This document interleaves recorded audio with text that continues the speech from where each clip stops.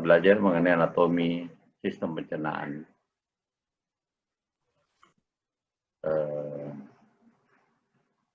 Kita mulai. Jadi sistem pencernaan pada manusia itu bekerja untuk menerima makanan dan mempersiapkannya untuk diabsorpsi dan digunakan oleh tubuh. Sistem pencernaan itu mulai dari mulut, faring, esofagus, lambung, usus halus atau intestinum crassum, terdiri dari duodenum, jejunum, ileum, usus besar, atau intestinum tenu, rektum, dan anus.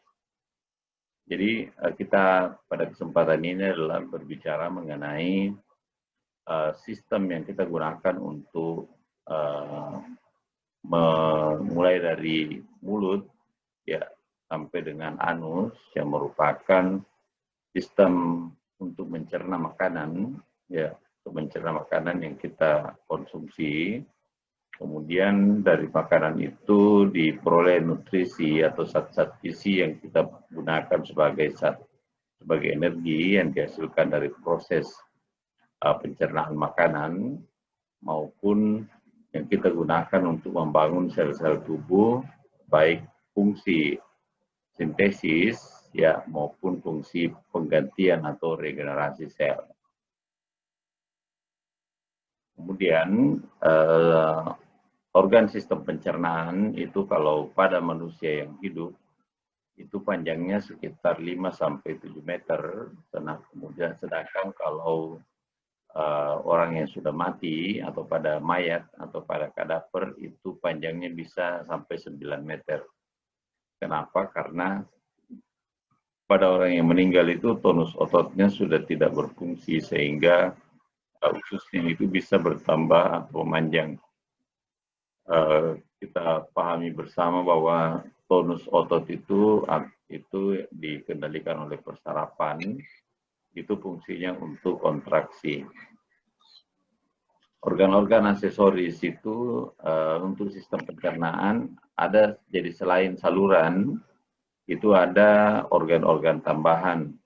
Itu seperti dalam mulut ada gigi, lidah, ada kelenjar air liur atau kelenjar saliva, ada yang terdiri dari 3 kelenjar, ada kelenjar parotis, ada sublingual, ada submandibular.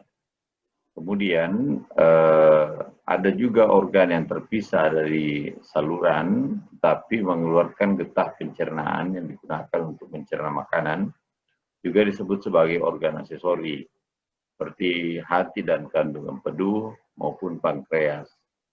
Jadi hati dan kandung empedu ini itu berfungsi menghasilkan bilirubin, ya, berperan penting dalam pencernaan lemak, maupun pankreas itu yang menghasilkan enzim-enzim pencernaan yang berfungsi untuk pencernaan karbohidrat, protein, maupun lemak. Nah, ini adalah gambaran dari sistem pencernaan. Kalau kita lihat bahwa sistem pencernaan itu mulai dari mulut ya dan berakhir pada daerah yang disebut sebagai rektum dan anus ya. Dan ini dari mulut sampai ke anus itu adalah seperti sebuah tabung saja yang ada dalam tubuh. Jadi makanan masuk lewat mulut, kemudian dari situ ke faring, kemudian masuk ke esofagus, dari esofagus masuk ke lambung, dari lambung akan ke duodenum yang ini, dari duodenum ini kemudian dia akan ke usus halus, ada 3 di sini, duodenum baru bersambung ke ileum, ke ileum, dari sini kemudian masuk ke cecum, usus besar, ya. Kolon ascendens, kemudian transversum, kemudian kolon descendens, kemudian rektum dan anus. Ya. Kemudian dari sini kita bisa lihat bahwa di mulut itu ada 3 kelenjar air liur, ada kelenjar parotis ini, kemudian ada kelenjar di bawah lidah atau sublingual, dan ada kelenjar di bawah maksila atau submandibular.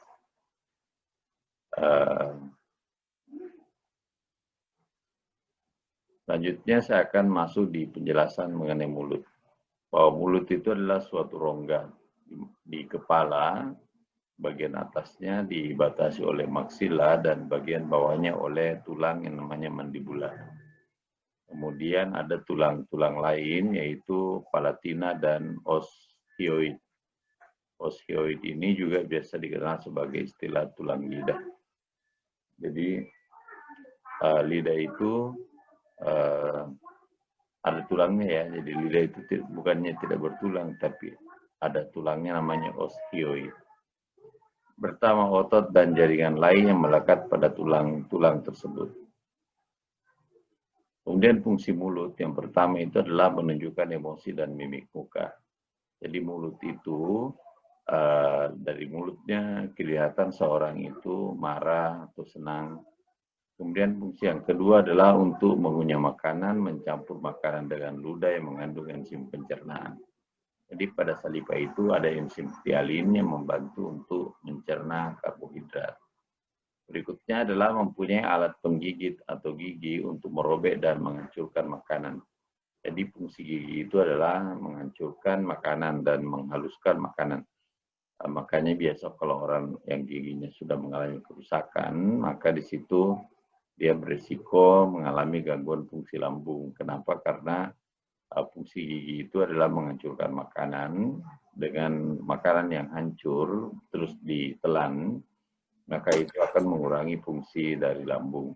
Tapi kalau makanannya tidak dikunyah, atau makanannya hanya dikunyah 2 kali, 3 kali terus ditelan, itu akan menyebabkan lambung terbebani, sehingga banyak orang-orang yang orang tua itu sudah selain karena bermasalah di mulutnya, maka yang terganggu juga adalah lambungnya, karena faktor itu tadi, penghancuran makanan yang tidak sempurna.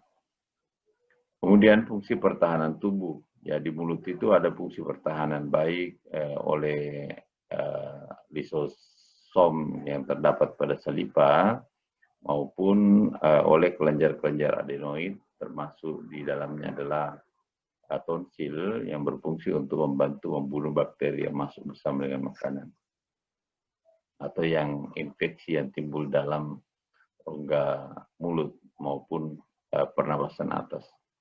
Kemudian fungsi lain adalah fungsi pengecap atau perasa untuk merasakan asam, asin, ya manis, pahit. Itu adalah fungsi lidah. Dan fungsi ini yang biasanya terganggu pada infeksi COVID-19 yang khas, di mana biasanya penderita kurang merasakan makanan ya, tidak makanan yang dimakan itu terasa hambar, tidak ada rasanya. Begitu ya fungsi penciuman juga mengalami gangguan. Itu karena adanya gangguan atau penurunan fungsi dari sel-sel yang berfungsi untuk pengecapan. Kemudian mulut juga kadang dipakai bernapas melalui mulut, ya. Dan yang terakhir fungsi mulut untuk fungsi bicara. Berikutnya ini adalah tampilan mulut terdepan, jadi ada gigi, kemudian ada lidah, ada uvula, ada palatum durum dan palatum mole. Kemudian ada arkus-arkus di sini, di sebelah kiri kanan ada tonsil. Ya. Berikutnya bibir. Bibir itu ada di sebelah depan, kemudian ada otot-otot yang melingkari bibir. Bibir ini adalah pertemuan antara kulit dengan membran mukosa. Jadi bagian luar itu adalah kulit, kemudian ke dalam itu yang berwarna merah, itu adalah membran mukosa. Kemudian dilapisi selaput lendir. Fungsi selaput lendir ini adalah menghasilkan mukus untuk melicinkan makanan, sehingga makanan yang masuk itu dia tidak kasar, ya tidak kasar pada saat dia masuk ke esofagus. Kemudian perbedaan dengan kulit, kenapa membran mukosa itu berwarna kemerahan, itu karena lapisannya dia tidak mempunyai lapisan tanduk dan lapisan epidermis seperti pada kulit. Kemudian warna merah pada bibir itu disebabkan karena pembuluh kapiler yang ada di bawahnya. Kemudian karena kulitnya tipis, maka bibir ini adalah bagian yang sensitif pada manusia. Jadi kalau ada orang kurang darah, maka bibirnya akan kelihatan pucat. Ya. Kemudian kalau ada orang yang mengalami kurangan oksigen, bibirnya akan berwarna kebiru-biruan atau biasa disebut dengan cyanosis. Makanya pada kasus-kasus happy hipoksia, yang akan kelihatan kebiru-biruan itu adalah bibirnya. Kenapa? Karena di situ menjadi indikator apakah dia cukup atau kurang oksigen. Kemudian bentuk bibir dapat berubah-ubah sesuai emosi seseorang karena pengaruh otot-otot mimik wajah. Jadi orang kalau marah biasanya bibirnya itu melengkung ke bawah. Kalau dia lagi senang biasanya bibirnya melengkung ke atas. Jadi dia berubah berdasarkan emosi. Kemudian otot-otot salah satunya adalah musculus buccinator, itu melebar ke sisi menjadi otot pipi. Kemudian di sebelah dalam otot pipi ini dekat tulang raha bawah yang membelok ke atas itu terdapat musculus masseter yang merupakan otot pengunyah. Di sebelah kiri kanan itu ada musculus masseter yang berfungsi untuk otot mengunyah makanan. Kemudian ini adalah rongga mulut dan vestibulum. Jadi mulut itu terdiri dari dua rongga, ada vestibulum, kemudian yang vestibulum ini yang depan. Jadi di mulut sebenarnya itu ada dua rongga. Rongga yang pertama adalah rongga yang dibatasi oleh bibir bagian depan, kemudian di depan gigi. Ya, ini yang kosong ini. Nah, itu namanya vestibulum. Kemudian ada rongga oral cavity berikutnya adalah yang di belakang gigi. Kemudian dasarnya adalah lidah, kemudian atapnya adalah palatum, kemudian bagian belakangnya adalah faring. Selanjutnya kita berbicara mengenai gusi dan gigi. Gusi dan gigi ini adalah merupakan bagian dari tulang rahang ya. Jadi tulang rahang atas dan bawah itu berfungsi untuk sebagai tempat rangka gigi. Gigi yang pertama biasanya keluar atau erupsi pada saat manusia berumur 6-7 bulan. Jadi pada bayi umur 6 bulan itu biasanya sudah mulai tumbuh gigi. Kemudian berakhir itu biasanya pada usia 18 sampai dengan ada yang sampai 30 tahun, tapi rata-rata itu sampai 21 tahun itu tumbuhnya premolar, molar ketiga. Itu untuk gigi permanen. Kemudian untuk susunan gigi pada anak itu jumlah giginya ada 20, terdiri atas ada gigi seri atau incisivus itu jumlahnya 8. Kemudian gigi taring atau caninus jumlahnya ada 4, kemudian geraham itu jumlahnya ada 8. Jadi kalau menghitung rumusnya nanti itu pada gigi anak rumusnya 212. Nanti saya tunjukkan 212 kalau dulu saya masih dikenal sebagai Wiro Sableng. Kalau mungkin Anda sekarang ini tidak kenal dengan Wiro Sableng karena itu adalah komik zaman dulu ya, waktu zaman saya. Kemudian gigi ini mulai lepas pada usia sekitar 7 tahun digantikan oleh gigi tetap.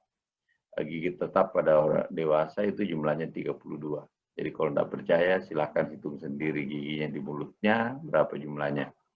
Tapi Anda akan ketemu dengan angka 32. Kalau sudah tumbuh ya molar 3. Kalau belum tumbuh molar 3 berarti jumlahnya 28. Karena molar 3-nya itu ada 4. Jadi susunannya 8 gigi seri, 4 taring, 8 premolar, dan 12 gigi geraham atau molar. Nah, ini ini struktur giginya. Yang dimaksud dengan 212 ini adalah, yang 2 ini adalah incisivus, kemudian 1 caninus, kemudian 2-nya itu adalah premolar, kemudian 3 yang di belakang itu adalah molar.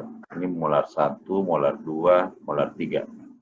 Jadi ke sini ada 8, kiri ya, kanan juga ada 8, atas ya, bawah ke sini juga ada 8, ya, sebelah sini juga ada 8. Jadi 8 kali 4 itu jumlahnya 32 ya. 32 jumlahnya. Nah, sekarang umur berapa tumbuhnya? Jadi kalau kita lihat di sini bahwa Incisivus yang ini itu tumbuhnya di usia 7 tahun, kemudian sebelahnya di usia 8 tahun, di caninusnya tumbuh di usia 11, premolar itu molar pertama di usia 10 tahun, molar kedua 11 tahun, ini premolar kedua 11 tahun, molar 1 di usia 6 tahun, kemudian molar 2 usia 12 tahun, dan molar terakhir ini usia 17 sampai 21 tahun. Jadi ini yang banyak dipelajari nanti temannya yang kuliah di keperawatan gigi. Kemudian struktur gigi. Setiap gigi itu ada mahkota atau korona, kemudian ada akar gigi. Perbedaan antar macam-macam gigi itu terletak pada jumlah akar dan bentuk koronanya, ya bentuk mahkotanya.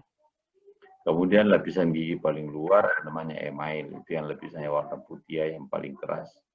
Kemudian di bawahnya ada lapisan dentin, di bawahnya lagi ada rongga yang berisi pembuluh darah dan saraf, itu disebut sebagai pulpa dentis.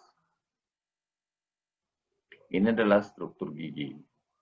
Jadi kalau kita melihat struktur gigi, ini enamel, ini dentin, ini pulpa. Kalau kerusakannya sudah sampai pada pulpa, maka ini yang menyebabkan gigi biasa mengeluarkan darah atau biasa mengalami sakit gigi yang sampai infeksi. Tapi kalau baru sampai dentin, ini yang biasanya ngilu, ya. Jadi kita lihat bahwa gigi itu sebenarnya lebih panjang akarnya ke bawah daripada mahkotanya. Mahkota yang kelihatan itu, yang kelihatan di atas itu adalah mahkota, tapi yang tertanam itu agak jauh panjang. Ya, dan ini kalau gigi lubang, maka ini berisiko kuman-kuman masuk sini, masuk ke aliran darah dan bisa menyebabkan infeksi di tempat lain. Jadi terkadang ada seorang yang mengalami infeksi pembungkus jantung atau perikarditis, infeksi pada katup-katup, pembuluh darah atau rheumatoid, ya. Jadi palpitis atau rheumatoid arthritis yang disebabkan karena infeksi yang berasal dari gigi. Makanya kalau giginya berlubang itu ditambal atau dicabut itu untuk mencegah agar supaya tidak menjadi jalan masuk dari mikroorganisme ke pembuluh darah. Ya apalagi kalau sering di lubangnya itu ditusuk-tusuk pakai tusuk gigi. Nah, ini yang akan menyebabkan ini luka, kemudian bakterinya akan masuk. Ya. Selanjutnya pada bagian langit-langit ada langit-langit keras namanya palatum durum. Jadi tulang rahang atas di samping membentuk gusi juga membatasi rongga mulut terhadap rongga hidung melalui langit-langit mulut yang keras. Ini bila terjadi gangguan pertumbuhan dalam masa embrio dapat terjadi bibir sumbing. Jadi kalau ada gangguan pertumbuhan pada masa janin, maka seorang bisa mengalami sumbing atau bibir pecah sekali. Ini bibir pecah sekali ini atau sumbing ini ada yang cuma bibirnya saja, ada yang sampai langit-langitnya juga ikut berbelah. Ya. Namanya labiopalatosisis. Dan itu bisa menyebabkan terjadinya perubahan suara menjadi suara sengau, ya, atau bindeng yang permanen. Berikutnya palatum mole, di belakang lagi yang palatum keras itu atau langit-langit yang keras ada langit-langit yang lunak namanya palatum mole. Dibentuk oleh otot-otot kerongkongan dengan anak lidah atau upula di belakangnya. Jadi yang tergantung itu namanya upula. Fungsi upula ini pertama adalah menutup hubungan antara kerongkongan dengan rongga hidung. Jadi kalau kita minum atau makan, supaya makanannya tidak naik ke hidung, maka dia fungsinya untuk menutup jalan saluran itu yang menghubungkan antara mulut dan hidung. Begitu juga pada saat kita bernapas, agar supaya udaranya tidak lari ke hidung, pada saat kita bernapas lewat mulut, maka juga ditutup oleh upula.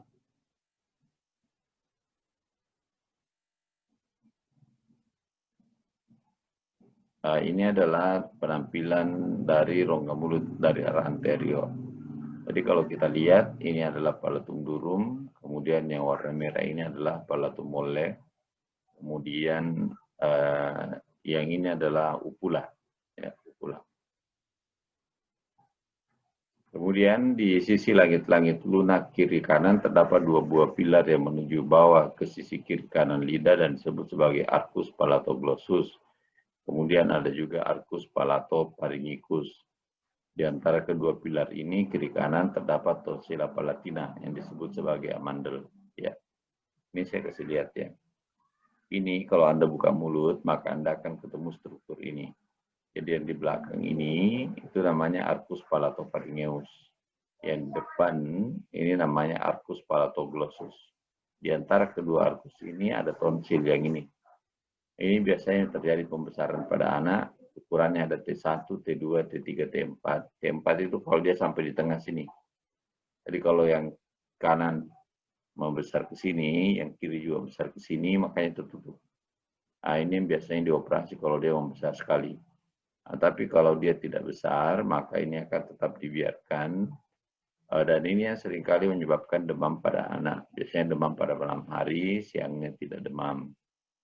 Itu karena adanya infeksi pernapasan atas yang disertai dengan peradangan pada tonsilitis atau di belakang sini yang meradang, di belakang namanya pharyngitis.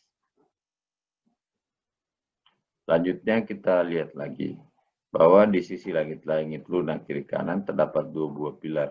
Oh, ini sudah tadi ya. Kemudian tonsil ini adalah kelenjar getah bening sebenarnya berfungsi untuk menangkap kuman-kuman yang masuk melalui rongga mulut. Kemudian di samping sepasang tonsilla palatina tadi, yang amandel itu, masih ada namanya tonsilla lingualis, itu pada pangkal lidah, di bawah belakang. Dan ada tonsilla pharyngica adenoid di dinding belakang kerongkongan. Jadi di situ akan membentuk cincin sebenarnya, atau yang disebut sebagai rantai pertahanan yang namanya ring of Waldeyer. Inilah yang seringkali mengalami peradangan pada anak yang mengalami ISPA. Jadi tonsil yang membesar sering dijumpai pada anak-anak, tapi pada orang dewasa gangguan ini jarang terjadi. Karena biasanya pada orang dewasa itu kalau dia batuk-batuk, flu, beringus, itu langsung minum obat. Tapi kalau pada anak, biasanya orang tua itu biasa aja ya. Kalau anak begini, kalau beringus itu hal yang biasa, makanya dia tidak kasih obat. Yang terjadi adalah terjadi peradangan pada tonsil. Kemudian berikutnya tonsil yang membesar menunjukkan adanya proses peradangan atau infeksi yang berlangsung kronis. Jadi kenapa anak-anak sering kena tonsilitis? Karena beringusnya tidak diobati. Jadi kadang setahun itu beringus terus, orang tua tidak sadar bahwa anaknya ini sebenarnya sudah lama itu ISPA, sudah masuk ISPA kronis, itu baru tidak dibawa ke rumah sakit. Karena ISPA pada anak itu dianggap biasa.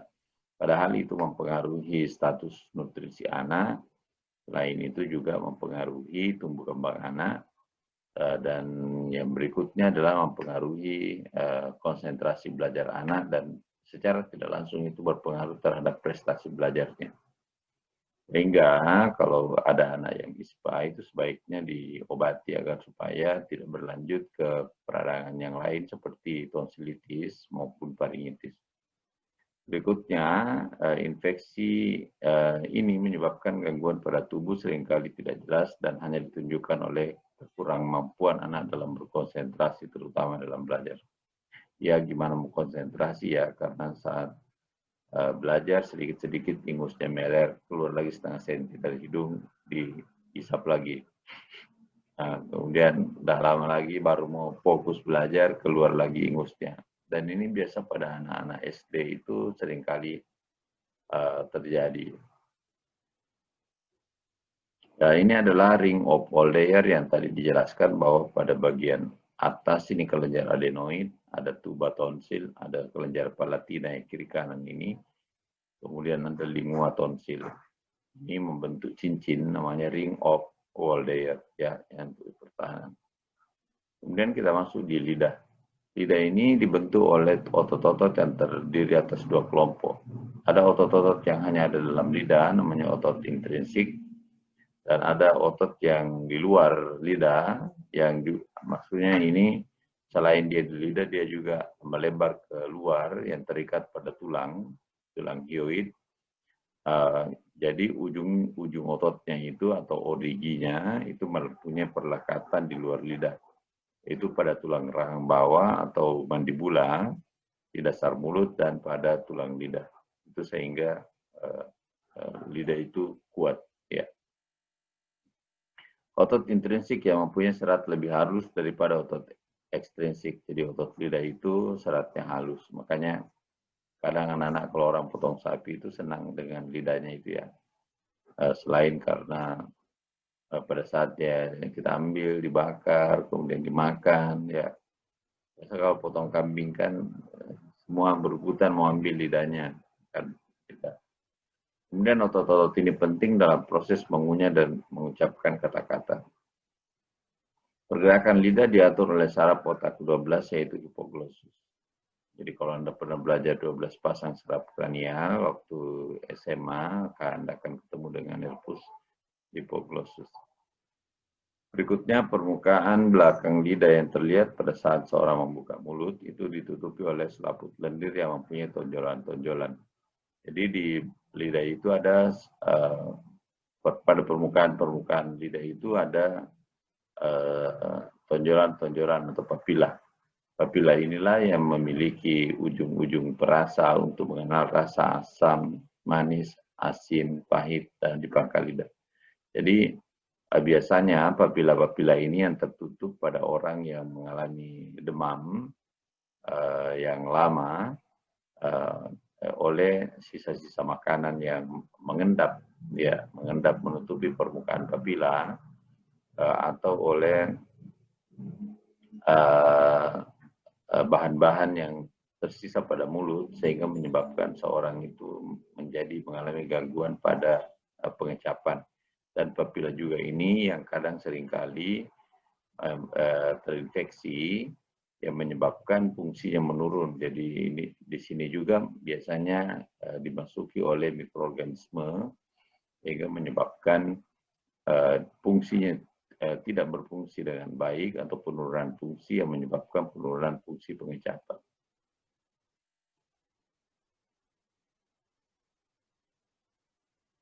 Ini adalah tonjolan-tonjolan atau papila yang dimaksud tadi ya.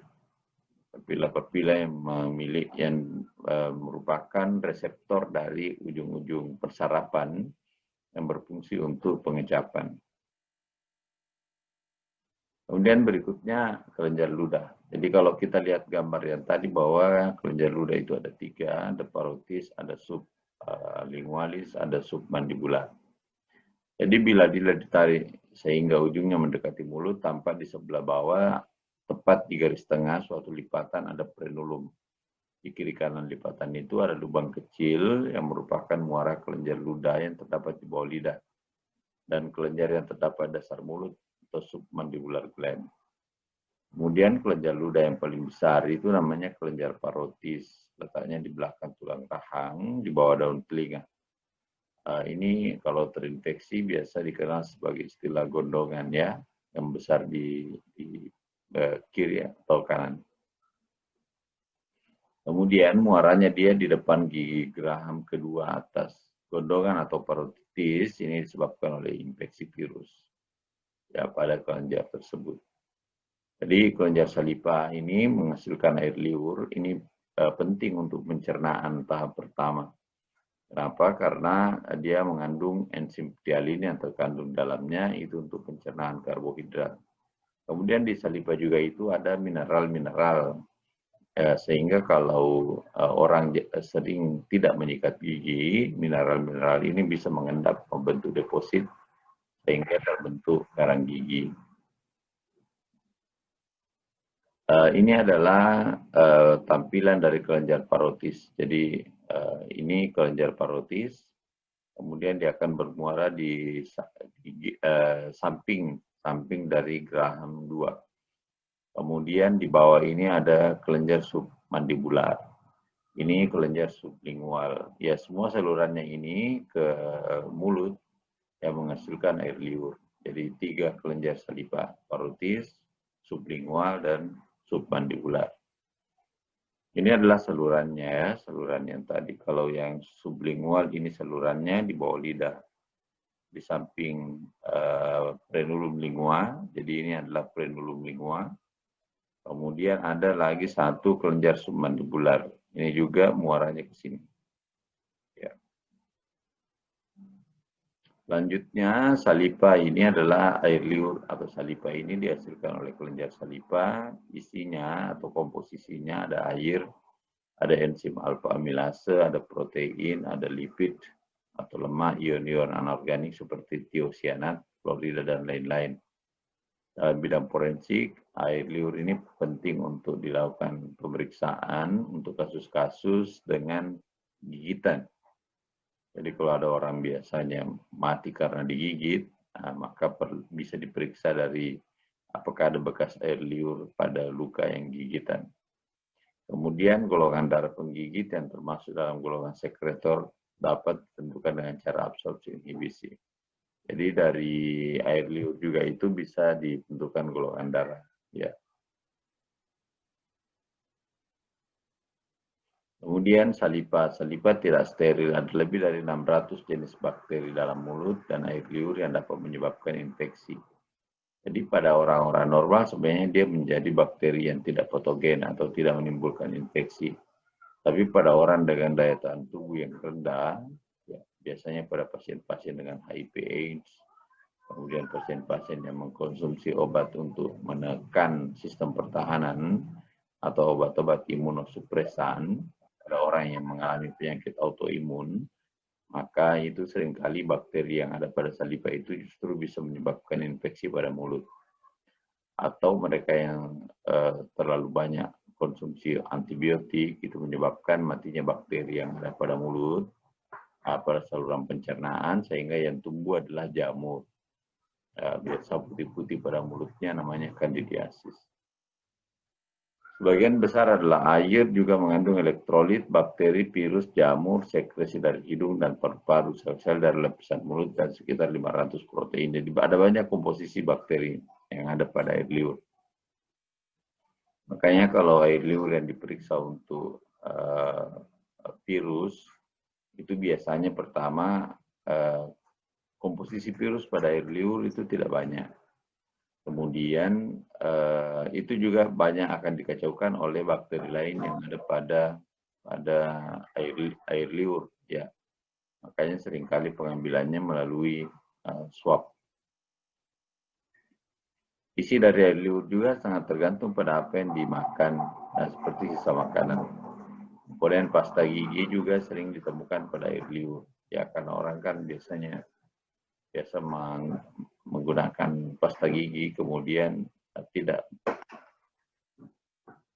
pada saat dia menggunakan pasta gigi itu tidak hanya kumur 1 kali 2 kali, sehingga masih ada sisa-sisa pasta gigi yang ada pada mulut, dan itu bisa terdeteksi. Dari air liur bisa dapatkan sampel DNA karena sel-sel epitel yang ada pada mulut, ya, itu bisa terlepas dan terdapat pada air liur. Jadi meskipun air liur tidak mengandung sel DNA, tetapi sel-sel dari lapisan mulut dapat ditemukan di sampel air liur. Saya jelas sebentar. Jadi saliva dapat mengungkapkan apa yang sudah dimakan dan obat-obatan yang mungkin dikonsumsi, seperti kokain, ganja, dan barbiturat. Jadi pada orang-orang dengan keracunan, itu dari busa yang keluar dari mulut itu bisa diperiksa untuk melihat apa kandungannya. Dia keracunan apa. Berikutnya, sampel air liur juga dapat digunakan untuk menentukan berapa banyak obat yang tertentu dalam tubuh. Berikutnya, sampel air liur juga seringkali digunakan untuk mendeteksi penyakit, misalnya HIV. Jadi di air liur itu, air liur bisa menjadi sumber penularan penyakit, ya. Jadi kalau misalnya seorang dengan yang penyakit yang paling sering ditularkan melalui air liur itu adalah hepatitis B. Hepatitis B ini bisa menyebabkan infeksi kronis dan bisa menyebabkan seseorang mengalami hepatomegali atau pembesaran pada hati. Biasanya di umur 40-50 tahun itu hatinya membesar. Itu biasanya karena infeksi hepatitis B yang kronis, ya, menyebabkan kerusakan pada hati dan itu ditularkan melalui mulut. Makanya melalui saliva. Makanya pada orang-orang yang Anda yang bekerja di laboratorium itu harus sangat berhati-hati dengan saliva atau air liur. Jadi memeriksa atau mengambil sampel baik itu swab dari hidung maupun sampel swab nasofaring, orofaring maupun sampel air liur itu harus menggunakan alat pelindung diri. Itu untuk mencegah adanya percikan. Karena begitu Anda mendapatkan percikan atau misalnya Anda terkena air liur dari penderita, maka itu sangat berpotensi terjadinya penularan. Penularan itu bisa melalui banyak ya, mikroorganisme itu bisa masuk melalui membran mukosa. Jadi yang mana itu membran mukosa, konjungtiva seperti atau di mulut banyak membran mukosa karena lapisannya tipis maka mikroorganismenya bisa masuk. Kalau dia di kulit yang utuh, yang integritinya bagus, kemungkinan masuknya mikroorganisme itu rendah. Tapi kita kan tidak tahu bahwa di permukaan kulit kita ini ada goresan. Anggaplah misalnya sebentar bercanda-bercanda dengan teman dekat, ya tiba-tiba dicubit. Cubitannya itu sebenarnya bikin lecet. Cuman tidak terasa lecetnya karena mungkin atau tidak terasa bahwa tergores. Goresan pada kulit itu bisa menjadi jalan masuknya mikroorganisme. Makanya kalau kita lihat bahwa salah satu model penularan dari COVID itu adalah melalui membran mukosa. Makanya diminta untuk tidak menyentuh mata, kemudian makanan ya kemungkinan kalau dia misalnya masuk lewat mulut ya itu maksudnya di membran mukosa itu maksudnya. Jadi kemungkinan untuk dia menembus masuk ke sel-sel melalui membran mukosa itu tinggi. Makanya untuk menyentuh area wajah, sama mulut, hidung, kemudian mata, pada saat tangan kita terasa kotor, itu sebaiknya tidak dilakukan itu untuk mencegah terjadinya mikroorganisme masuk melalui membran mukosa. Selanjutnya kita masuk di volume. Saliva itu kalau kita mau ukur, maka dia jumlahnya itu antara setengah sampai 1,5 liter setiap hari. Tergantung pada tingkat perangsangannya. Air liur ini ada dua tipe, ada sekresi yang serous atau yang encer, dan ada yang sekresi mukous atau yang kental. Sekresi yang serous atau yang encer itu yang mengandung enzim ptyalin. Enzim ptyalin itu adalah suatu jenis enzim alfa amilase. Itu merupakan enzim untuk mencerna karbohidrat atau pati. Ya. Kemudian sekresi mukus yang mengandung musin itu untuk tujuan pelumasan atau perlindungan permukaan yang sebagian besar dihasilkan oleh kelenjar parotis. Cairan tipe mukus itu disekresikan atau dikeluarkan setiap detik sepanjang waktu kecuali saat tidur yang produksinya lebih sedikit.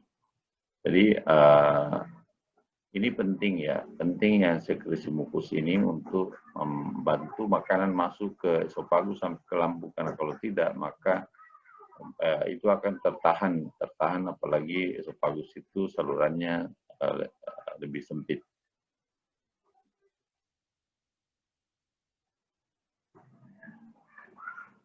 Kemudian saliva juga berperan dalam kebersihan mulut. Ya, sekresi saliva terutama tipe mukus penting dalam mempertahankan kesehatan jaringan rongga mulut.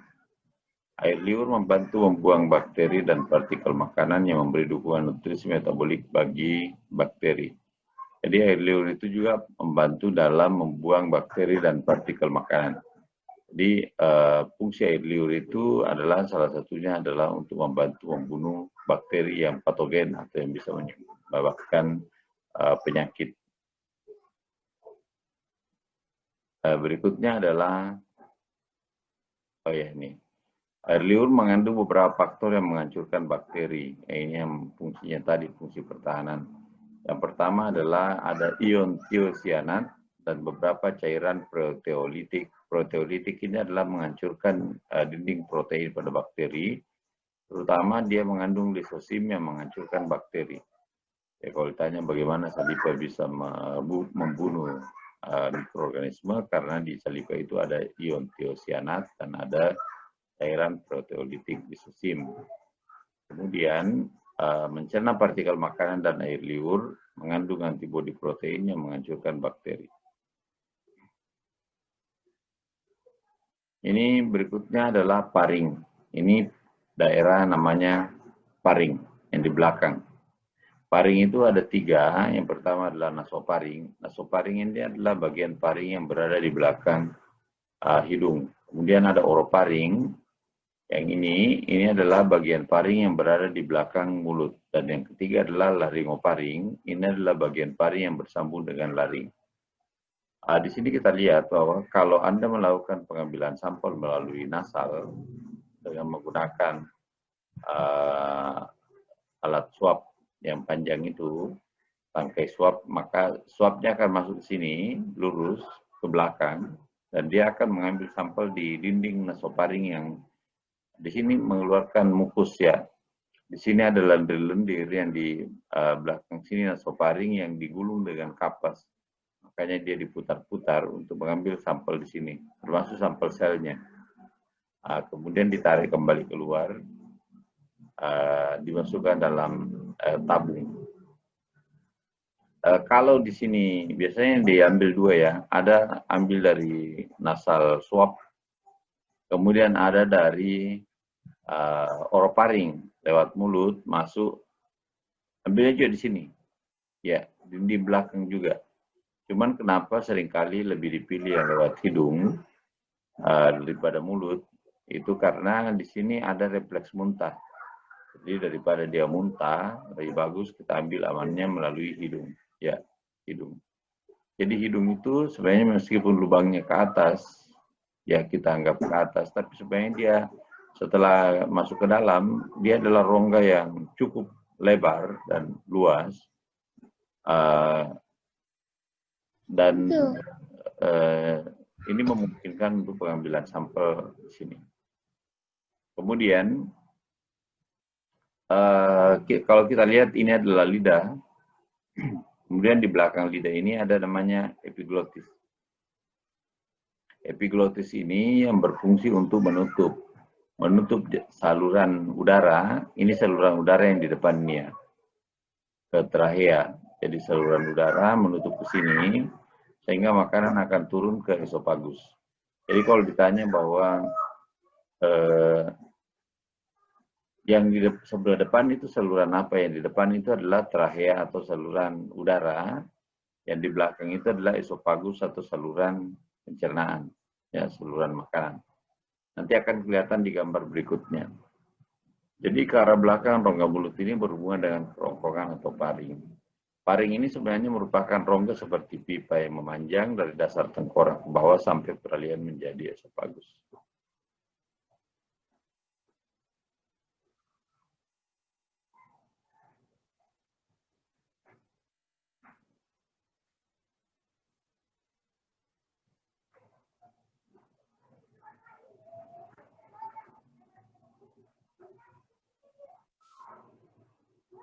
Putus ya.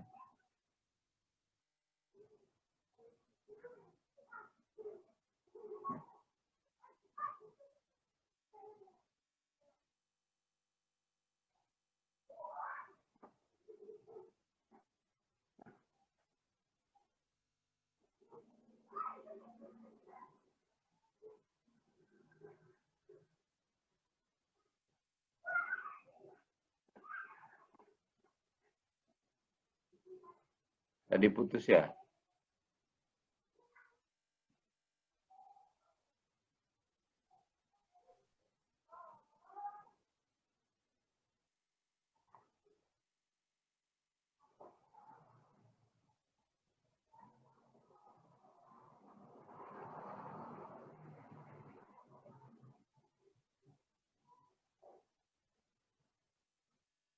Sudah kelihatan kembali?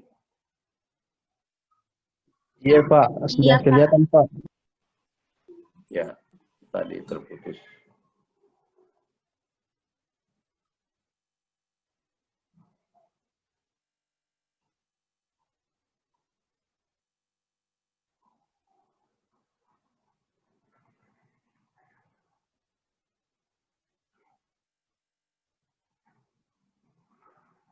Tadi sampai sini ya?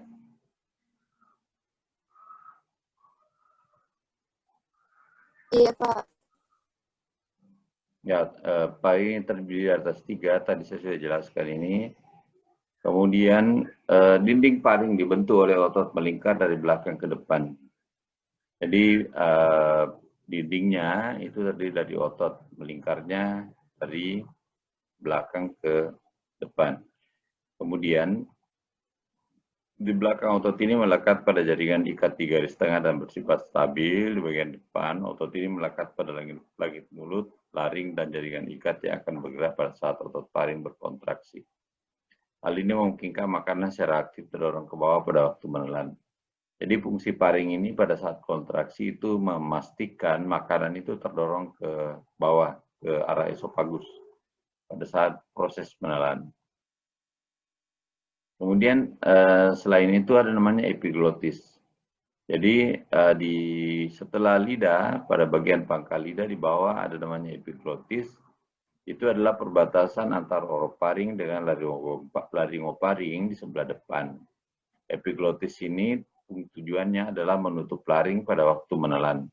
Jadi kalau ada pertanyaan, organ apa yang menutup laring pada saat menelan, itu jawabannya adalah epiglotis. Makanan yang ditelan tidak melalui permukaan epiglotis ini, tetapi melewati celah di kiri kanannya yang disebut sebagai recessus periformis. Paring selanjutnya bersambung dengan esofagus. Peralihan antara kedua bagian ini terjadi di sebelah belakang tulang rawan, cartilago, cricoidea, dan laring. Tulang rawan ini merupakan penyebab makanan yang agak besar dan tak terpunya sempurna dapat terganjal dan mengalami kesulitan untuk melewatinya. Kalau kita lihat kepada laki-laki namanya Adam's apple ya, atau cartilago cricoidea. Orang biasa kalau orang tua seringkali pada saat makan itu kalau bolusnya terlalu besar, maka tertahan makanannya di situ, kesedak dia. Ya, kesedak sehingga pada orang tua itu dianjurkan agar supaya makannya sedikit-sedikit. Jangan langsung menelan banyak, karena bisa tertahan. Kemudian biasanya itu makanannya sedikit lebih lunak, ya. Itu untuk mencegah agar supaya makanan itu tidak sampai tersinggah di saluran daerah laryngofaring. Ini yang bisa menyebabkan terjadinya kesedak. Proses menelan. Jadi proses menelan itu bukan sesuatu proses yang mudah, tapi dia adalah proses yang kompleks. Dimulai dengan persiapan makanan untuk bisa ditelan. Jadi pada saat terjadi pengunyahan makanan, maka proses pengunyahan itu dikendalikan oleh nervus trigeminus. Kemudian makanan dipindahkan oleh lidah, dibawa ke kiri ke kanan untuk dikunyah, itu diatur oleh nervus hipoglossus. Nervus atau saraf ya. Kemudian untuk dapat dipecahkan dan digiling oleh gigi kedua sisi, makanan didorong selanjutnya ke orofaring. Tahu orofaring kan? Yang tadi itu daerah paring yang berada di belakang mulut. Nah, apa yang membuat makanan itu bisa berpindah ke orofaring itu oleh otot lidah, arcus pharyngeus, arcus tadi yang sebelah kiri kanan itu, kemudian dibantu lagi otot stylopharyngeus, ya saraf paring. Kemudian adanya tekanan di ruang mulut meningkatkan kontraksi otot-otot pipi. Ini menggunakan nervus lagi namanya nervus facialis. Agar tekanan meninggi ini mampu mendorong makanan ke orofaring, palatum mole menutup. Ya, tahu palatum mole? Ya, yang langit-langit yang lunak tadi. Menutup hubungan antara nasofaring dan orofaring. Ya, menutup hubungan yang jalanan ke atas dari mulut ke hidung, ya. Nah, itu dilakukan atau dibawa kendali saraf vagus atau nervus vagus. Ya, kemudian makanan yang sudah di orofaring untuk tiba di laring itu mekanismenya pintu laring ditutup oleh epiglotis. Jadi laring itu menutup epiglotis itu menutup laring agar supaya makanan tidak masuk ke trachea atau saluran napas. Dikoordinasi oleh nervus vagus. Setelah tiba di orofaring, makanan melalui paring diatur oleh nervus lagi, glossopharyngeus dan vagus. Melalui sphincter hypopharyngeus, itu makanan dimasukkan ke dalam esofagus. Jadi cukup panjang prosesnya untuk seorang bisa menelan satu kali. Masuk ke sini. Bahwa ini adalah esofagus yang dibelah dari belakang, ya, yang dibelah dari belakang. Jadi kalau misalnya ada makanan dari depan itu turun ke sini, maka dia akan masuk ke esofagus. Ini epiglotis, ini yang akan menutup ini. Ini adalah laring, ya. Ini adalah laring, di mana pada saat ada makanan, maka ini akan turun ke bawah menutup lubang ini, sehingga makanan itu tidak masuk ke saluran nafas, ya. Tapi dia akan terus ke bawah sini, karena ini adalah esofagus, saluran untuk makanan. Kemudian esofagus selanjutnya akan turun ke rongga toraks atau rongga dada di belakang trachea sampai trachea ini bercabang menjadi bronchus. Esofagus terletak di belakang jantung dan kemudian menembus sekat rongga badan, diafragma. Jadi esofagus itu menembus diafragma. Diafragma itu adalah kuba yang membatasi antara rongga dada dengan rongga perut, yaitu untuk mencapai lambung. Kemudian panjang esofagus pada orang dewasa kurang lebih 25 cm dan pada keadaan istirahat lubangnya berada dalam keadaan tertutup. Jadi kenapa dia tertutup? Karena kalau dia terbuka, maka mikroorganisme bisa masuk atau cairan lambung bisa naik ke atas. Ya, jadi panjang esofagus itu kurang lebih 25 cm. Kemudian bagian esofagus yang bermuara pada lambung. Esofagus ini nanti akan menyambung dengan lambung. Itu disebut kardia dan berfungsi sebagai katup. Ada namanya sphincter, ya, sphincter kardia. Kemudian kardia terletak 1-2 cm di bawah diafragma di daerah epigastrium atau ulu hati sedikit di kiri garis tengah. Lambung memanjang di bawah kardia dan melebar ke kiri. Kemudian dengan esofagus yang tertutup pada waktu istirahat dan kardia sebagai sphincter, udara tak dapat masuk ke dalam lambung kecuali pada saat menelan. Jadi kalau orang menelan dan sambil bicara, maka biasanya itu udara ikut juga tertelan masuk situ. Ya, sehingga dia seringkali kembung. Atau kalau orang biasanya diberikan oksigen, ada orang yang biasa dibantu dengan oksigen yang dipompa, itu seringkali lambungnya yang justru terisi udara kalau tidak bagus posisi kepalanya. Sphincter kardia juga ini berfungsi sebagai alat pertahanan tubuh karena ia akan berkontraksi bila ada zat iritatif yang merangsangnya. Jadi kalau misalnya kita makan makanan yang basi, itu biasanya ada refleks menolak makanan dan itu bisa menyebabkan sphincter ini terbuka dan menyebabkan seorang itu mengalami muntah. Kemudian sphincter kardia juga mencegah makanan dalam lambung serta asam lambung naik ke atas pada keadaan normal. Pada waktu muntah, sphincter ini atau sphincter kardia ini berelaksasi secara refleks sehingga mudah dilalui makanan dari lambung. Kemudian esofagus mempunyai bagian yang dibentuk oleh sel-sel berlapis gepeng. Bagian bawah oleh sel silindris yang sebagian menghasilkan lendir. Lendir ini penting untuk membasahi permukaan dan melindungi diri dari asam lambung yang naik ke atas. Jadi asam lambung itu seringkali naik ke atas. Apalagi pada orang dewasa yang sphincternya itu sudah longgar, makanya biasa tengah malam itu nyeri dada terjadi pada orang dewasa itu seperti rasa terbakar pada pertengahan dada. Itu sebenarnya adalah asam lambung yang naik ke atas. Makanya orang tua itu diminta agar bantalnya sedikit lebih ditinggikan. Sel berlapis gepeng perlu untuk mengatasi gesekan oleh makanan yang masih keras. Bahan makanan menuruni esofagus dengan bantuan gerak peristaltik dan gaya berat.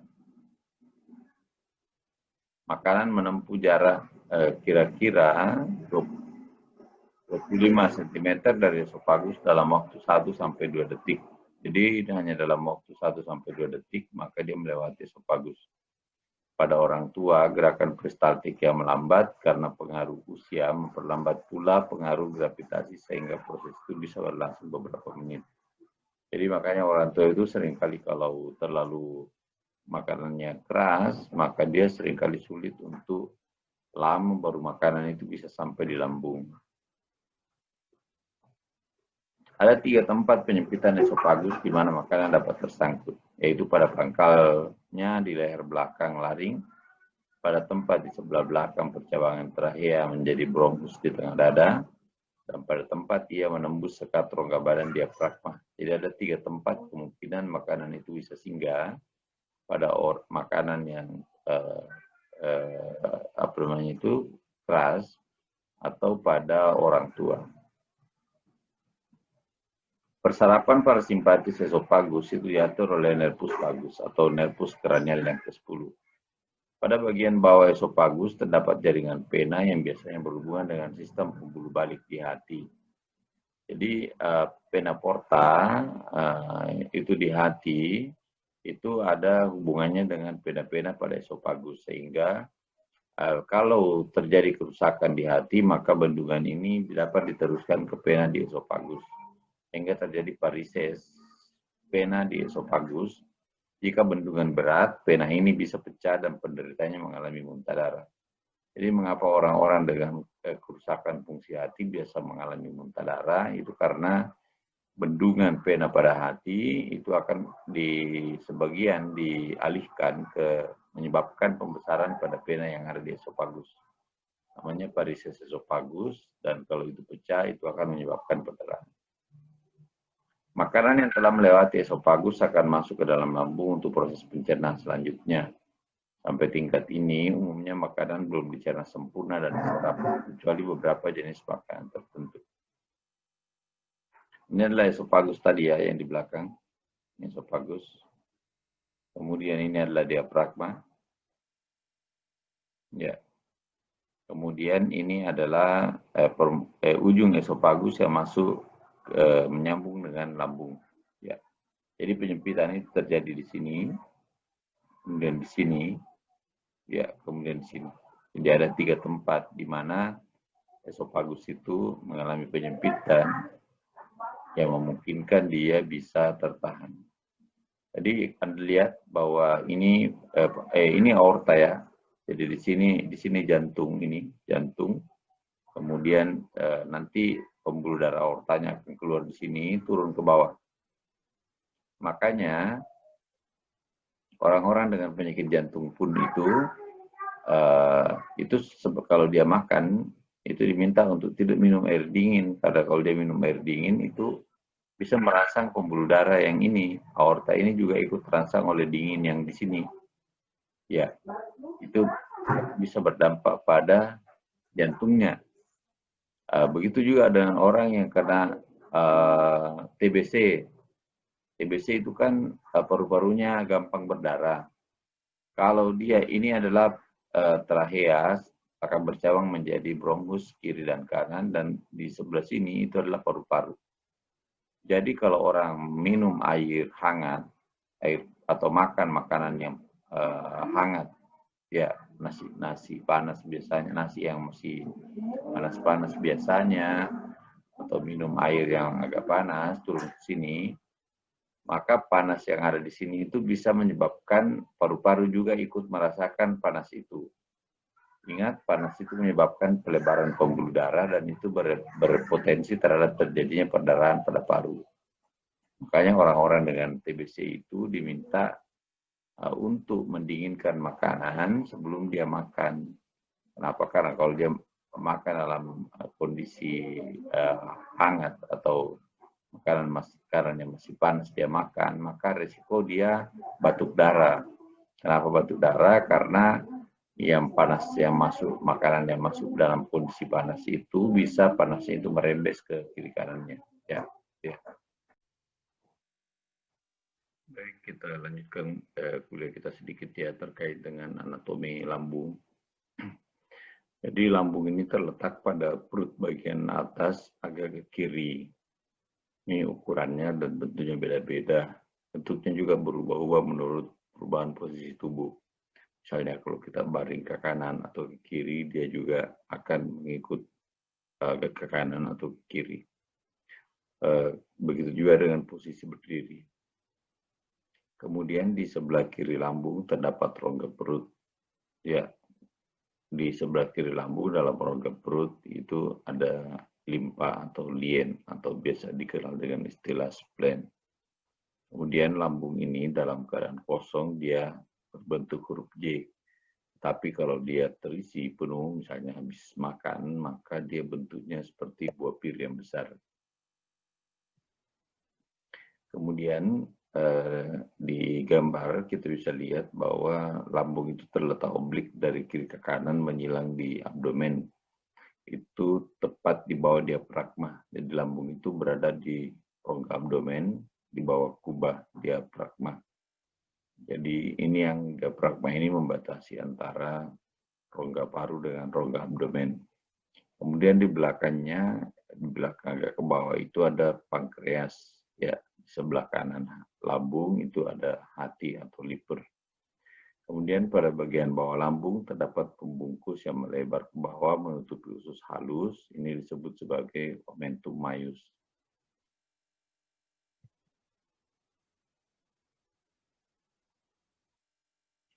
Kapasitas normal lambung itu kurang lebih 1 sampai dengan 2 liter. Jadi itu terdiri dari makanan dan air yang kita minum. Ya, kemudian kadang terisi udara pada saat kita makan, apalagi kalau makan sambil bicara atau karena kembung, maka itu bisa terisi udara. Lambung mempunyai 2 buah lengkungan, ya lengkungan kecil namanya curvatura minor yang membentuk batas kanan lambung, kemudian ada lengkungan besar yaitu curvatura mayor yang membentuk batas kiri lambung. Kemudian secara anatomis lambung itu terdiri dari fundus, ini yang bagian atas ya. Kemudian ada korpus, ini badan.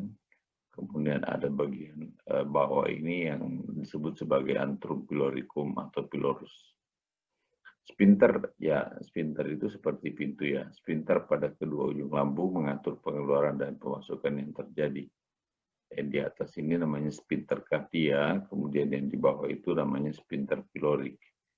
Yang di bawah, yang di atas tentu untuk masuk, kemudian yang pyloric ini yang di bawah untuk keluar.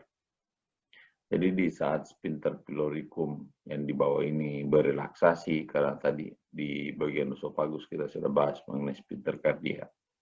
Jadi saat pyloricum terminal berelaksasi, maka makanan akan masuk ke dalam duodenum. Dan ketika berkontraksi, sphincter ini mencegah terjadinya aliran balik isi usus. Jadi dari usus halus, duodenum, itu agar supaya tidak kembali ke dalam lambung. Ya. Kemudian lambung tersusun atas 4 lapisan. Jadi ada 4 lapisan yang meliputi atau membentuk dinding lambung. Lapisan paling luar namanya lapisan serosa. Ini di gambar yang di bawah Anda bisa lihat yang ada tulisan serosa. Kemudian ada lapisan muskularis atau lapisan otot. Itu ada 3 jenis otot. Ada yang longitudinal, ada yang sirkular, dan ada yang oblik. Kemudian ada submukosa di bawahnya lagi, baru masuk di lapisan mukosa. Lapisan serosa atau lapisan paling luar ini adalah bagian dari peritoneum visceralis. Jadi ini untuk mencegah agar supaya lambung tidak mengalami iritasi karena pergesekan dengan organ peritoneum yang lain atau dinding peritoneum, itu maka lapisan ini ada. Kemudian 2 lapisan peritoneum visceral menyatu pada curvatura minor lambung dan duodenum, kemudian terus memanjang ke hati membentuk omentum minus. Jadi di bagian sini, di bagian curvatura minor ini ada omentum minor ya, atau omentum minus. Ya, warna kuning ini Anda bisa lihat ada omentum namanya ya. Itu adalah ligamentum atau istilah lain yang biasa digunakan itu untuk memegang lambung atau mengikat lambung agar supaya pergerakannya tidak berlebihan. Jadi lipatan peritoneum yang keluar dari satu organ menuju organ lain itu disebut sebagai ligamentum. Omentum minor ya, atau ligamentum hepatogastricum atau biasa disebut juga sebagai hepatoduodenalis. itu menyokong lambung sepanjang kurvatura minor sampai ke hati. Yang ini yang kita lihat ini antara hati dengan lambung ini ada seperti pengikat. Pada kurvatura mayor, peritoneum terus ke bawah membentuk omentum maius yang menutupi usus halus dari depan seperti sebuah apron besar. Ya, ini yang omentum maius yang di bawah.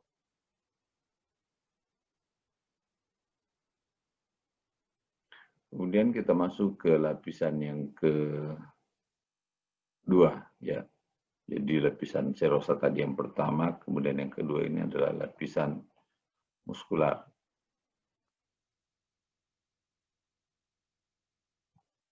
Ya, bagian muskular itu terdiri atas 3 lapisan otot polos.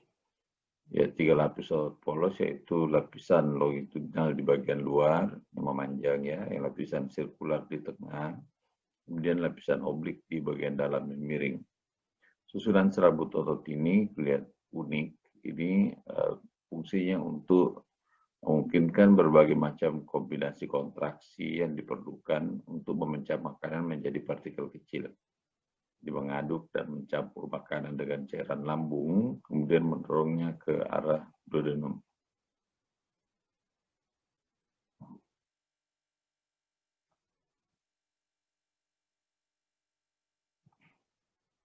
Kemudian berikutnya adalah lapisan submukosa. Lapisan submukosa lambung itu tersusun atas jaringan areolar longgar yang menghubungkan lapisan mukosa dan lapisan muskularis. Jaringan ini memungkinkan mukosa bergerak dengan gerakan peristaltik. Lapisan ini juga mengandung plexus saraf, pembuluh darah, dan saluran limfe.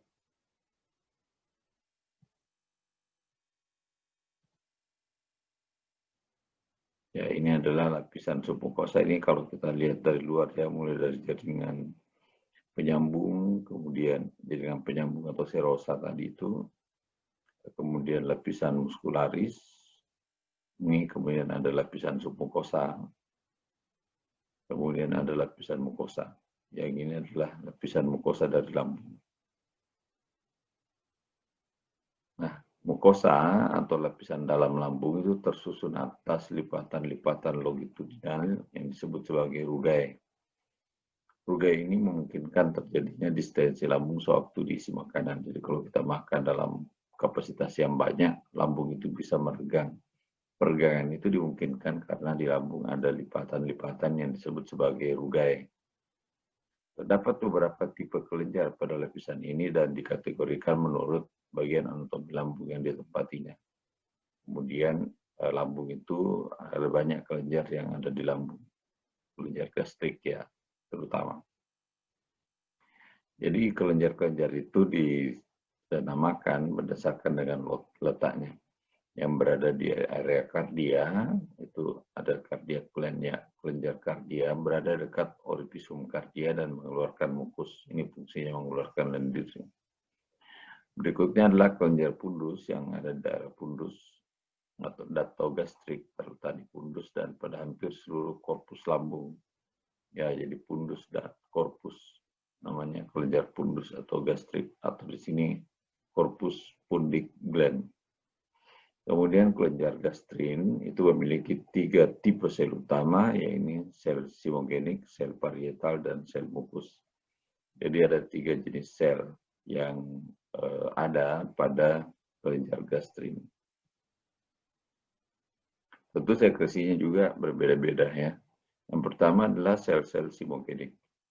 Sel-sel simogenik ini menyekresi pepsinogen. Nah, pepsinogen ini untuk berubah menjadi pepsin itu memerlukan suasana asam.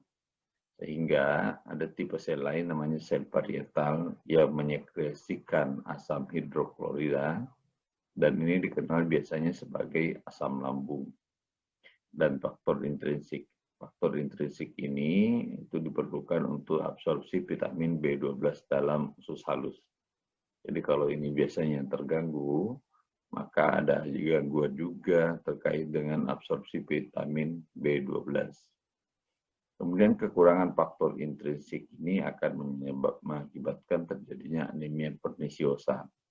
Jadi kalau misalnya kita mengalami masalah pada lambung, itu seorang berpotensi mengalami anemia. Apalagi kalau yang mengalami kerusakan itu adalah sel parietal yang mensekresi faktor intrinsik untuk absorpsi vitamin B12. Berikutnya adalah sel-sel mukus atau leher ditemukan di leher ini menghasilkan mukus tadi sudah ya. Kemudian hormon gastrin diperoleh oleh sel G yang terletak pada diproduksi oleh sel G yang terletak pada daerah pilorus lambung. Kemudian gastrin merangsang kelenjar gastrik untuk menghasilkan asam hidroklorida dan pepsinogen. Substansi lain yang disekresi dalam lambung adalah enzim dan berbagai elektrolit, terutama ion natrium, kalium, dan klorida. Makanya biasanya kalau orang dengan muntah-muntah, maka dia akan kehilangan elektrolit, terutama natrium, kalium, dan klorida. Selanjutnya persarapan lambung. Di persarapan lambung itu sepenuhnya dari sistem saraf otonom. Jadi kita tidak pernah menyuruh, kita tidak bisa mengontrol atau menyuruh lambung kita untuk berkontraksi ataupun berelaksasi. Suplai saraf parasimpatis untuk lambung dan duodenum itu diantarkan ke dan dari abdomen melalui saraf vagus. Jadi nervus vagus ini sangat besar perannya dalam sistem pencernaan makanan. Trunkus vagus itu mencabangkan ramus gastrika, pylorica, hepatica, dan celiaca. Persarapan simpatis melalui saraf splenikus major dan ganglia celiaca. Ini adalah persarapan pada setiap bagian gastrointestinal, terutama pada lambung, usus halus, usus besar, rektum, dan anus. Untuk parasimpatisnya itu nervus vagus, kemudian untuk simpatisnya nervus splenikus thoracis. Kemudian untuk rektum dan anus itu untuk parasimpatisnya nervus splenikus pelvic. Kemudian untuk simpatisnya nervus splenic lumbar. Kemudian nervus pudendal untuk aktivitas motorik volunter. Nah, makanya kalau kita lihat bahwa kalau kita mengalami nyeri pada lambung itu hampir seluruh abdomen itu mengalami efek, ya, mengalami efek rasa nyeri atau perasaan tidak enak. Kenapa? Karena persarapan itu yang mempersarapi lambung itu juga mempersarapi usus halus dan usus besar. Kemudian serabut saraf aferen. Ini serabut aferen itu adalah serabut saraf yang menerima impuls. Itu akan mengantarkan impuls nyeri yang dirangsang oleh peregangan, kontraksi otot atau peradangan dan dirasakan di daerah epigastrium abdomen. Jadi kalau ada luka atau ada terlalu kenyang, ya terlalu banyak makanan atau ada makanan yang pedis-pedis dimakan, kemudian di situ ada perlukaan pada daerah lambung, maka stimulusnya atau impulsnya itu akan diantarkan oleh serabut saraf aferen. Kemudian serabut aferen simpatis ini menghambat motoritas dan sekresi lambung. Jadi kalau serabut aferen ini terstimulasi, maka dia akan menghambat pergerakan dan sekresi lambung. Kemudian plexus saraf bienterikus atau orbah dan submukosa membentuk persarapan intrinsik dinding lambung dan mengkoordinasi aktivitas motorik dan sekresi mukosa lambung. Kemudian kita masuk di suplai darah pada lambung. Seluruh suplai darah di lambung dan pankreas serta hati, empedu, dan limpa itu berasal dari arteri celiaca atau trunkus celiacus yang mempercabangkan cabang-cabang yang menyuplai curvatura minor dan mayor. Dua cabang arteri yang penting dalam klinis adalah arteri gastroduodenalis dan arteri pancreaticoduodenalis yang berjalan sepanjang bulbus posterior duodenum. Ini adalah pembuluh darah yang memperdarahi lambung. Ini berasal dari, kalau kita lihat di dalam ini sebenarnya ini adalah aorta abdominal. Kemudian keluar cabangnya di trunkus celiaca bercabang menjadi arteri gastrik kiri, ya yang ini. Kemudian ada arteri hepatika communis, ya. Kemudian ada berikutnya ada arteri gastrik kanan, ya yang ini untuk curvatura minor, ya. Kemudian ada lagi ada arteri splenica yang ini. Kemudian ada arteri gastroduodenal ini yang kemudian bercabang menjadi arteri omental gastro kanan. Ya, yang ini ya memang berdarah. Ya. Berikutnya, ulkus pada dinding posterior duodenum dapat mengerosi arteri ini dan menyebabkan terjadinya perdarahan. Arteri yang dimaksud tadi ini ya, arteri gastroduodenalis dan arteri pancreaticoduodenalis. Ya, yang ini arteri gastroduodenalis, kemudian arteri pancreatico, ya yang ini.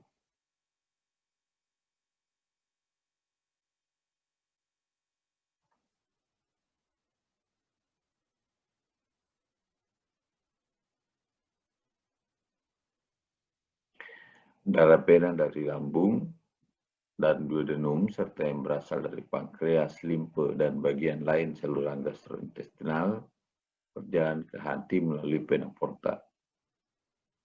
Jadi darah yang berasal dari lambung itu dia akan masuk ke hati melalui vena porta. Ya, ini adalah pena-pena, ya, pena-pena yang ada di lambung. Ya, ada pena gastrik kiri, ya ada pena gastrik kanan. Kemudian ada pena splenica ini yang di belakang itu berasal dari liennya ke sini. Kemudian yang ada pena pancreaticoduodenal. Biasanya nama-nama pena itu adalah sama-sama dengan nama arterinya. Itu untuk memudahkan dalam mempelajari. Jadi dia akan masuk sini, kemudian dia akan masuk ke vena porta, kemudian dia akan masuk ke hati. Sekarang kita akan masuk di fisiologi lambung. Jadi fungsi lambung itu mencakup fungsi motorik. Pertama fungsi menampung, kedua fungsi mencampur, dan yang ketiga fungsi pengosongan lambung. Selanjutnya, fungsi pencernaan dan sekresi. Yang pertama yang terjadi di lambung itu adalah fungsi pencernaan protein. Yang kedua, sintesis dan pelepasan gastrin. Yang ketiga, sekresi faktor intrinsik. Kemudian yang keempat, sekresi mukus. Dan yang terakhir adalah sekresi bikarbonat. Sekarang kita lihat di fungsi menampung. Jadi lambung itu di fungsi penampungan, dia akan menyimpan makanan sampai makanan tersebut sedikit demi sedikit dicerna dan bergerak pada saluran cerna. Menyesuaikan peningkatan volume tanpa menambah tekanan dengan relaksasi reseptif otot polos, diperantarai oleh nervus vagus dan dirangsang oleh gastrin. Ini lambung akan berusaha agar supaya peningkatan volume yang berlebihan itu tidak menambah tekanan dengan melakukan relaksasi otot polos. Nah, itu tadi yang pentingnya rugai. Berikutnya adalah fungsi mencampur. Memecah makanan menjadi partikel-partikel kecil, kemudian mencampurnya dengan getah lambung atau yang biasa dikenal dengan istilah cairan lambung atau HCl, serta dengan enzim di dalamnya melalui kontraksi otot yang mengelilingi lambung. Kontraksi peristaltik ini diatur oleh suatu irama listrik. Kemudian fungsi berikutnya adalah fungsi pengosongan lambung. Diatur oleh pembukaan sphincter pylorus yang dipengaruhi oleh viskositas. Viskositas itu kekentalan, volume, keasaman, aktivitas osmotik, keadaan fisik, emosi, obat-obatan, dan olahraga. Pengosongan lambung ini diatur oleh faktor saraf dan hormonal seperti kolesistokinin. Berikutnya adalah fungsi pencernaan dan sekresi. Pencernaan protein oleh pepsin dan HCl dimulai di lambung. Di pencernaan karbohidrat dan lemak oleh amilase dan lipase dalam lambung itu kecil peranannya, karena biasanya akan nanti terlihat pencernaannya pada daerah duodenum. Pepsin itu berfungsi memecah putih telur menjadi asam amino, yaitu albumin dan pepton. Hidroklorida ini diperlukan untuk mengasamkan makanan sebagai antiseptik dan desinfektan, ini asam lambung ya, dan membuat suasana asam sehingga pepsinogen bisa diubah menjadi pepsin. Sintesis dan pelepasan gastrin ini dipengaruhi oleh protein yang dimakan. Perdagangan antrum, alkalinisasi antrum. Ya, jadi alkalinisasi antrum itu adalah membuat suasana asam tadi kembali menjadi basa. Kemudian dan rangsangan pagus. Sekresi faktor intrinsik memungkinkan absorpsi vitamin B12 dari usus halus bagian distal. Sekresi mukus membentuk selubung yang melindungi lambung serta berfungsi sebagai pelumas sehingga makanan lebih mudah diangkut. Jadi dengan adanya mukus yang diproduksi oleh sel-sel yang ada pada daerah kardia tadi, itu sangat membantu untuk melumasi makanan. Berikutnya sekresi bikarbonat itu bersama dengan sekresi gel mukus berperan sebagai barier dari asam lumen dan pepsin. Tetap ada bikarbonat disekresi dalam jumlah sedikit untuk menjadi barier terhadap asam kalau dia produksinya terlalu tinggi. Pengaturan sekresi lambung ini dibagi menjadi fase sefalik, fase gastrik, dan fase intestinal. Sekarang kita bahas mengenai fase sefalik. Fase sefalik ini dimulai bahkan sebelum makanan masuk lambung, yaitu akibat melihat, mencium, memikirkan, atau mengecap makanan. Jadi kalau ada depan mata makanan yang enak-enak, kita lihat sebenarnya cairan lambung itu sudah mulai dikeluarkan. Makanya kadang perut sudah mulai melilit, ya apalagi kalau ada makanan di depan, rasanya seperti sebenarnya air liur sudah mulai keluar. Itu sebenarnya sudah menunjukkan bahwa lambung juga sudah mengeluarkan. Ini sering bahwa pada saat jam-jam makan itu lambung juga sudah merencanakan terkait dengan sekresinya. Sehingga pada jam-jam makan kita, meskipun kita sudah makan, itu biasanya tetap akan merasa lapar karena kebiasaan lambung itu adalah secara teratur dia akan mensekresi cairan lambung sesuai dengan waktu reguler yang sering kita gunakan untuk makan makanan. Kemudian fase ini diperantarai seluruhnya oleh saraf vagus dan dapat dihilangkan dengan vagotomi atau pemotongan nervus vagus. Sinyal neurogenik yang menyebabkan fase sefalik berasal dari korteks cerebri atau pusat nafsu makan. Impuls eferen kemudian diantarkan melalui saraf vagus ke lambung. Hal ini mengakibatkan kelenjar gastrik terangsang untuk mensekresi HCl, pepsinogen, dan menambah mukus. Fase sefalik menghasilkan sekitar 10% dari sekresi lambung normal yang berhubungan dengan makanan.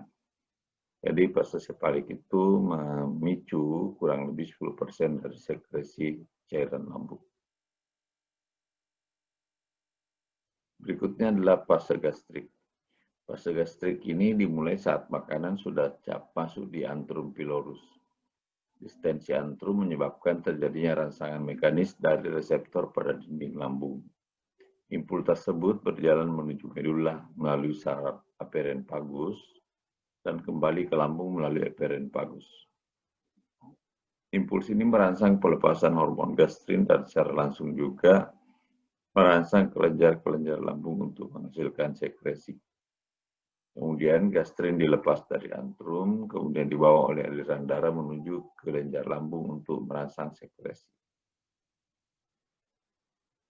Pelepasan gastrin juga dipengaruhi oleh pH alkali. Ya, misalnya pH di dalam lambung itu alkali, maka gastrin akan dilepaskan. padat atau garam empedu di antrum dan terutama oleh protein makanan dan alkohol. Kemudian membran sel parietal di fundus dan korpus lambung mengandung reseptor untuk gastrin, histamin, dan asetilkolin yang merangsang sekresi asam. Yang dimaksud sekresi asam atau ACL. Setelah makan, gastrin dapat bereaksi pada sel parietal secara langsung untuk sekresi asam dan juga dapat merangsang pelepasan histamin dari mukosa untuk sekresi asam.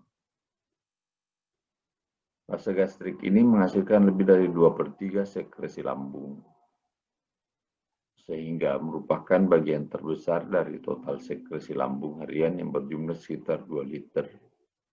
Jadi cukup banyak cairan yang dikeluarkan oleh lambung dalam setiap harinya. Fase gastrik dapat terpengaruh oleh pembedahan pada antrum pylorus, sebab disinilah dibentuk gastrin.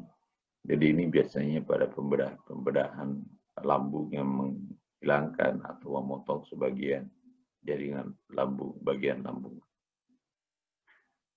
Berikutnya fase intestinal. Fase intestinal ini dimulai oleh gerakan kimus dari lambung masuk ke duodenum, namanya kimus atau bolus. Fase sekresi lambung ini diduga sebagian besar bersifat hormonal. Adanya protein yang tercerna sebagian dalam duodenum tampaknya merangsang pelepasan gastrin usus, suatu hormon yang menyebabkan lambung terus-menerus menyekresikan sejumlah kecil cairan lambung. Jadi kalau ada protein yang dicerna di duodenum, ini akan merangsang pelepasan gastrin tetapi jumlahnya dalam jumlah kecil. Kenapa? Karena efek usus kecil itu ke lambung itu sebagian besar itu adalah sebagai fungsi menghambat sekresi lambung. Kenapa dia hambat? Ini apa? Untuk memberikan informasi bahwa di usus itu masih ada makanan, di duodenum itu masih ada makanan. Jangan dulu dikirim ke sini. Ya, itu namanya efek inhibisi atau penghambatan. Distensi usus halus menimbulkan refleks enterogastrik. Ini yang tadi ya, efek inhibisi. Diperantarai oleh plexus mesentericus, saraf simpatis, dan vagus yang menghambat sekresi dan pengosongan lambung. Adanya asam atau pH kurang dari 2,5, lemak, dan hasil-hasil pemecahan protein menyebabkan lepasnya beberapa hormon usus. Kemudian sekresi sekretin, kolesistokinin, peptida penghambat gastrik atau GIP, gastric inhibiting peptide, semuanya memiliki efek inhibisi terhadap sekresi lambung. Kemudian pada periode selang waktu pencernaan atau interdigestif, sewaktu tidak ada pencernaan dalam usus, sekresi asam klorida di lambung itu terus terjadi dalam kondisi lambat dengan kecepatan 1-5 mg per jam. Ini makanya kalau lama baru tidak makan, dibiarkan lama maka asam lambung itu akan meningkat. Ya, ini karena tetap ada namanya bau. Pengeluaran asam basal atau basal acid output ini dapat diukur dengan pemeriksaan kalau orang diminta untuk puasa selama 12 jam. Itu baunya bisa diukur. Sekresi lambung normal selama periode ini terutama terdiri dari mukus dan hanya sedikit pepsin dan asam. Rangsangan emosional kuat itu dapat meningkatkan bau melalui saraf parasimpatis atau vagus dan diduga merupakan salah satu penyebab terjadinya ulcus pepticum. Jadi kalau orangnya selalu marah-marah, kemudian selalu emosi, maka itu asam lambungnya juga naik. Jadi bisa menyebabkan terjadinya gastritis akibat peningkatan asam lambung. Jadi faktor emosional ini sangat berpengaruh penting terhadap terjadinya ulcus pepticum. Saya kira kuliah kita untuk sampai di anatomi sistem pencernaan ini sampai pada lambung, nanti kita akan lanjut lagi pada kuliah berikutnya yang dimulai dari usus halus di duodenum sampai dengan pada rectum anus. Terima kasih.